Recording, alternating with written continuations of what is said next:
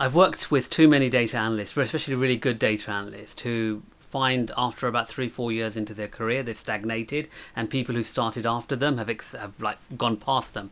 And so they come to me and go, what happened? Why have I not progressed or been promoted as fast as other people?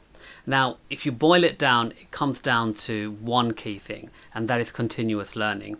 When you are in a job, don't assume that's the end goal. Don't assume that because I've done my degree, I've done whatever certification, I've done some training, I'm now, I'm a fully functioning, full made, whatever it is, data analyst. You're not, okay? That's the beginning of the journey. And especially in the world of data analytics, especially with AI, things are changing really fast. So you've got to be very comfortable with learning new things. Now, when I'm speaking to these analysts, one thing I find is that they're comfortable doing what they're doing. And so they're not comfortable with the pace of change around them. So they might be comfortable with a tool and they're very happy with that tool. And the tool makes incremental updates and they're okay with that. But other tools have excelled and gone beyond what they do. So if I give you an example, when I started my career, there was a tool called Business Objects, and everybody who was into business intelligence was using Business Objects. And then something like Tableau or Click, when it was called ClickView, came along and it overtook Business Objects as the de facto business intelligence tool, because it was much more flexible, was very much more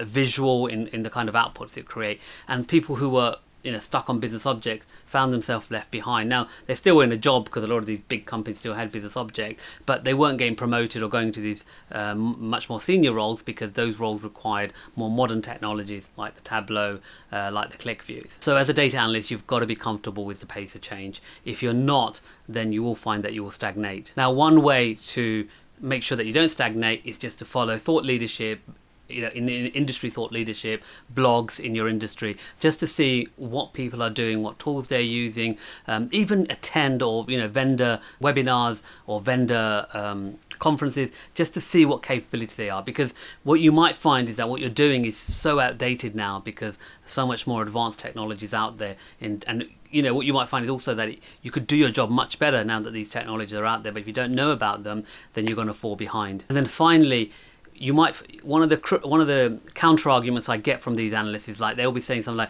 but my company doesn't use this tool, or my company doesn't use this. So for example, I worked with a lot of analysts who were very good at SQL when Python was rising up, everybody was using Python, and they would come to me and say, well, we can't learn Python because it's not something our company uses, so how can we learn Python? So we're stuck on SQL. And I said to them, well, hang on, Python, SQL is in your job. Python you can learn at home, okay?